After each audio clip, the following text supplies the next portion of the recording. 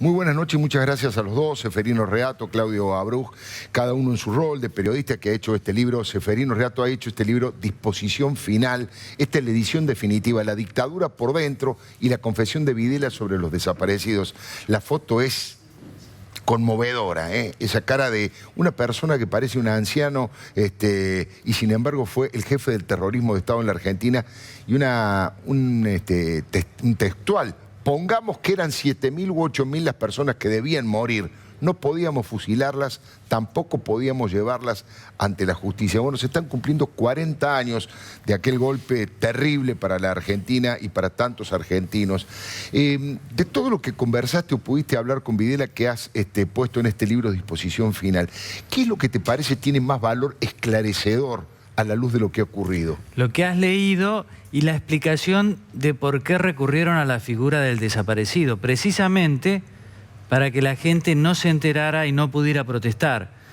Textualmente cito una frase de Videla: cada desaparición puede ser entendida como el disimulo, el enmascaramiento de una muerte. Fíjate qué articulado, qué frío el personaje, claro, para contar eso que parece salido de una novela, pero fue realidad. Ahora, es curioso, Seferino, porque esto que vos estás aportando es el testimonio vivo del máximo responsable del terror en la Argentina y que, como vemos en esa etapa y como acabas de relatar, sirve para entender y para dilucidar el mecanismo de muerte que funciona en la Argentina. Y sin embargo, vos fuiste acusado prácticamente de cómplice por escribir esto y por desenmascarar esta manera de operar que tenía la dictadura. La paradoja es que los abogados de los organismos de derechos humanos incorporaron en varias causas, en varios juicios de lesa humanidad, este libro como prueba, porque fue la primera y única vez que Videla reconoció la existencia de un plan sistemático para eliminar, decía él, a una cantidad grande de personas que debían morir para ganar la guerra contra la subversión, cierro comillas. Pero el aparato de propaganda acá, en aquel momento, cuando yo saqué la edición original, 2012, no podía correrse 1 milímetro del relato. Y así lo entendieron la multitud, playa de periodistas, historiadores, muy profesionales ellos, que salieron a destrozar el libro porque Videla, por ejemplo, decía que eran 7.000 u 8.000. Claro. Entonces ellos decían, no, son 30.000 y no hay que darle micrófono al dictador. Que a mí me parece que es la última prueba, digamos, de la existencia de ese plan sistemático. Además, libera a mucha gente que dice, yo no sabía nada. Precisamente no sabían porque la dictadura no querían que supiera y porque además era una dictadura, había una sola voz, no estaban las redes sociales, todos los canales de televisión eran estatales, los diarios tenían sus comisarios políticos, la mayoría de las radios eran estatales. Claro. La dictadura fue recibida con mucho consenso. ¿Por qué? Porque había una gran crisis, porque morían cada 5 horas. Moría una persona, claro, cada 3 horas explotaba una bomba. Eso hizo que fueran recibidas con mucho consenso. El aparato de propaganda acá no se podía decir ni eso. Ni eso podían decirlo. Yo no lo podía decir, ¿te acordás, Alfredo? Sí, por supuesto. Ahora cambió mucho el clima, aunque no lo veamos, aunque querramos a veces ir más rápido, pero realmente ahora se puede discutir todo esto. Hablando del aparato de propaganda acá, le damos la bienvenida a Claudio Abruj, que es el responsable de los derechos humanos de este gobierno. Macri basura, vos sos la dictadura, es lo que gritan la gente de la Cámpora, lo que grita la gente de Quebracho, cuando no hay ningún elemento que lo vincule a Mauricio Macri con la dictadura. Y además siempre hubo el prejuicio de que van a ocultar la fecha, van a tratar de ningunearla.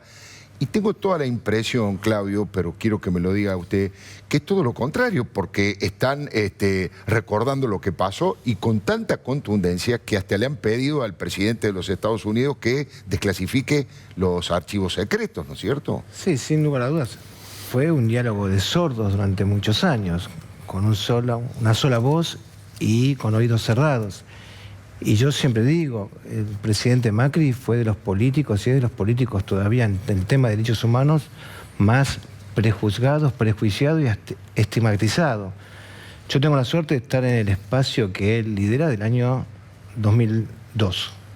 Y yo puedo dar fe en los 8 años de gobierno de la ciudad y ahora, cuál fue su sensibilidad con el espectro amplio de derechos humanos, en desarrollo social, en educación e inclusión. en respeto hacia los desaparecidos y lo que representó el terrorismo de Estado.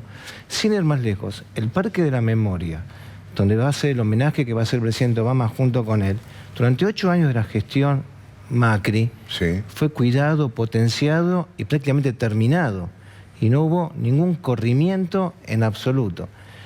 Y esto también hay que sumarle lo que fue el final de la campaña electoral pasada, donde se instaló una política de miedo, asustando a la gente de que llegaba la derecha y se terminaban los derechos humanos. Claro, que iban a liberar a los genocidas y que se terminaban los juicios. Ese era el mensaje, ¿no? Lo que llegó con nosotros, y por liderazgo del presidente Macri, es una no ideologización de los derechos humanos. Entender que los derechos humanos son de la gente, no es propiedad de un gobierno de turno. Los derechos humanos son para desplegarlos y para provocar el desarrollo de la gente y de la sociedad. Y obviamente, entendiendo que en ese despliegue de lo que es medio ambiente, educación, lucha contra la violencia institucional, violencia de género, la trata, el narcotráfico, la pobreza, obviamente en ese espectro, memoria y verdad, justicia, bien entendido, es política de Estado. Claro. Pero no porque le haga bien a las víctimas o a los familiares solamente, o a los organismos para darles sentido a ellos solos, que es muy importante.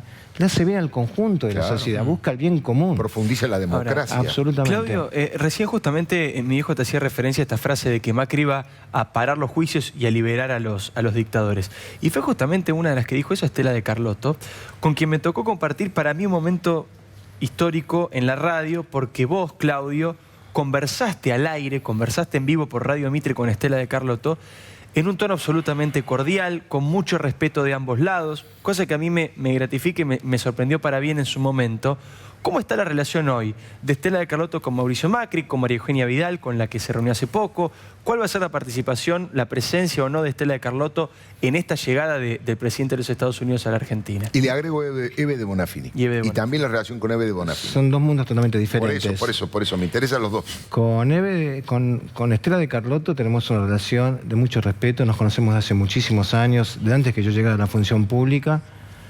Y con ella yo misma me reuní el mismo día 11 de diciembre. Apenas asumí, yo la recibí en la Secretaría de Derechos Humanos en la calle 25 de Mayo, y hasta que llegamos a la construcción y la posibilidad de la reunión con el presidente, hubieron varios encuentros y solucionando problemas que tienen que ver con el cumplimiento de los objetivos específicos de la Secretaría y de Abuelas, que es el interés común que tenemos en la búsqueda y el hallazgo de los niños apropiados en la dictadura. Claro. Ni más ni menos que eso. Y esto nos involucra a todos los argentinos. A partir de ahí tenemos una relación de confianza y de respeto, entendiendo que, lo que yo decía antes, cuál es el lugar de cada uno. Organismos de derechos humanos tienen un rol fundamental en la construcción de democracia. El Estado también, y no son iguales, no son simétricos y no pueden mezclarse. A partir de ahí conseguimos un diálogo fuerte y productivo, y que dio como oportunidad que en la reunión de Olivos, Estela, en nombre de los organismos, le pidiera al presidente Macri que si se da la posibilidad de la llegada del presidente Obama, le pida la desclasificación. Y esto fue lo que hizo el presidente, recoger ese pedido. Y el presidente Obama, por suerte, en todo este nuevo paradigma de relación internacional, dio lugar. Accedió.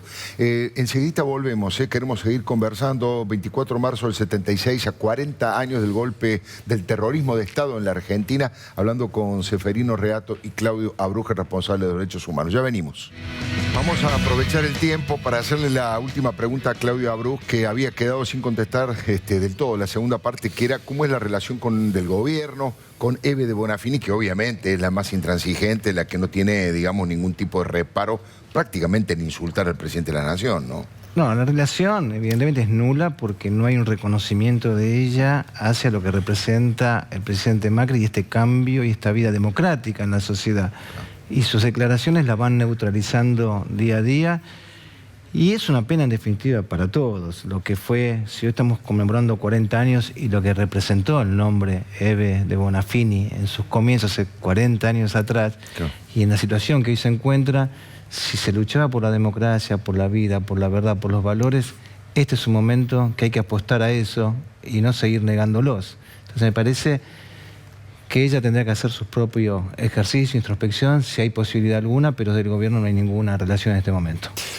La última para Ceferino, lo hablamos recién en el corte, estamos obviamente con la expectativa de la llegada de Barack Obama a la República Argentina, viene de Cuba en un encuentro histórico con Raúl Castro, la foto con el Che Guevara, las flores para Camilo Cienfuegos. ¿Cuál fue el rol de los Estados Unidos durante la dictadura militar en la Argentina? Bueno, en el golpe gobernaban los conservadores. Henry Kissinger era el secretario de Estado. Claro. Respaldaron el golpe, especialmente a Videla, a quien identificaban como una paloma, como un blando, como un moderado, dentro de la cúpula militar. Claro, es sorprendente. Ustedes dicen un moderado.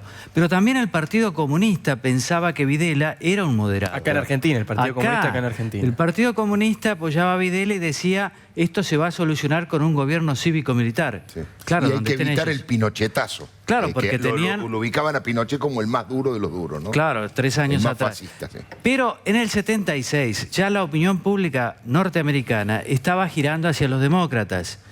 Ese año hubo elecciones, ganó Jimmy Carter, demócrata con la bandera de los derechos humanos.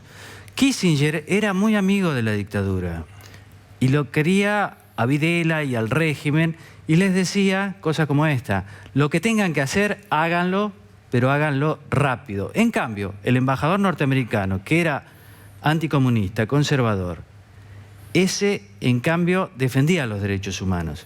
Y lo que hacía la dictadura era puentearlo y hablar directamente con Kissinger. Ahora, la línea del Departamento de Estado no quería un pegoteo con los militares porque sabían que acá iba a haber un baño de sangre. Cuando Carter asume la presidencia, eso fue una mala noticia para Videla, Claro. porque a partir de ahí Carter y Darien y otros funcionarios empezaron a presionar duro a la dictadura por la violación de los derechos humanos.